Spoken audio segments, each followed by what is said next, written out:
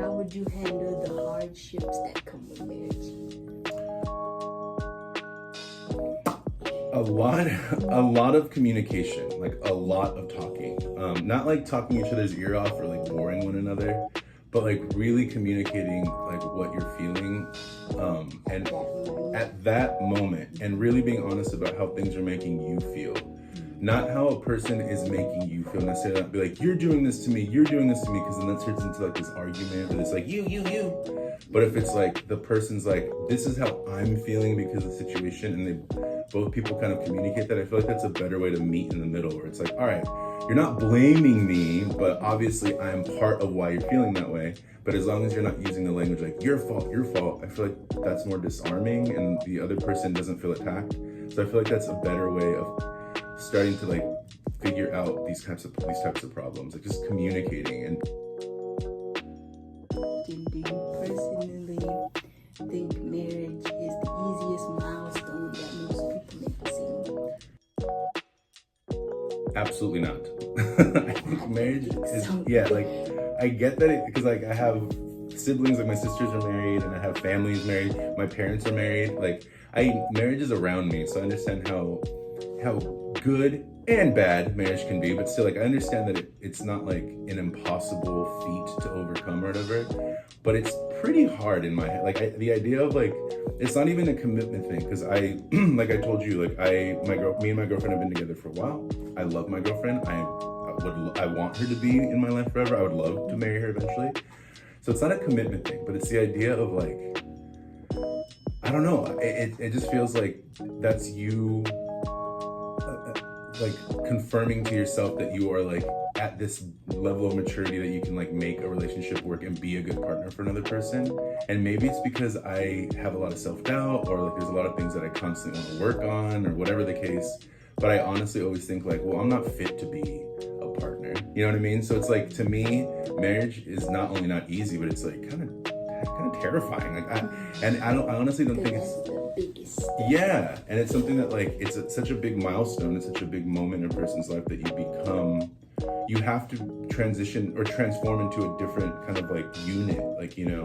And you should. I don't think it's like a forced thing. Like, oh great, here we go. Like I feel like a lot of times you should only get married if you're ready to make that transformation, and that kind of scares me. I don't know. Maybe I'm stuck in my ways. I need to grow up still. I don't know. But yeah, I think that's meant. Cool. And I have a great candidate that will help me tell me about what's important about marriage.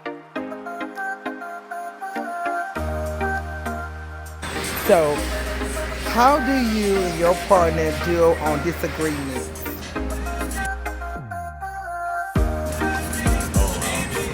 Definitely communication is key. It's definitely always see eye to eye, so there's a lot of arguments. But if you hear someone out, hear their side of the story, and then take some time to process it, and then come back to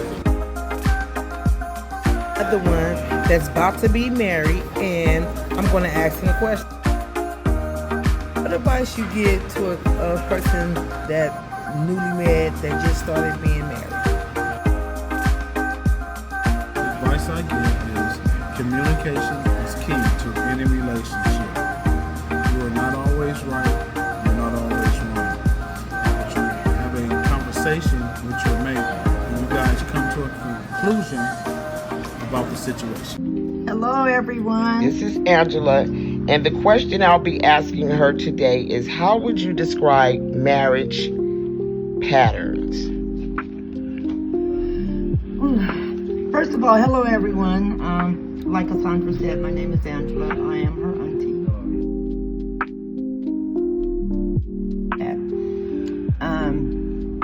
For me personally, I didn't have a healthy role model when it comes to marriage. My father was killed when I was 1.5 years, and my mother when I was 18. And so from 1.5 years to 18, my mother, she never remarried, and the few relationships she did have, they were not healthy relationships, and they were not very supportive type relationships that left her to be the head of the household, very independent, and naturally that's the type of woman I grew up to be. You know, it's really hard for me to take direction from a man. I was married once, and it was just hard for me to be submissive because that wasn't the role model I had. I grew up, you know, if you want it done, you get busy and you do it yourself, and that's the attitude I still have.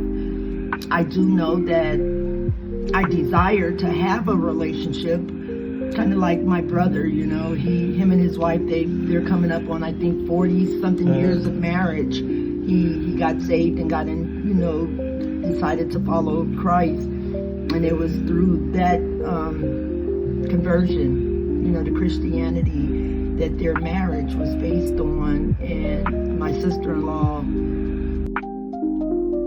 So I desire to have a relationship like that, to be a part of a union where I can allow my mate to lead the family and trust that he will. But I really don't know how to do that. It's really difficult for me to just sit still and allow someone to take control because I'm so used to doing it myself. So in my opinion, marriage patterns are based on lived experiences.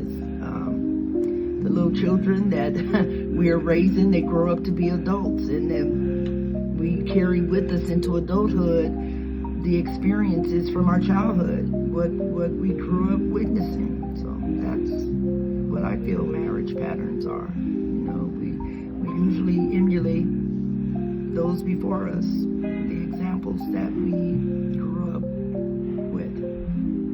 Hope that answered the question.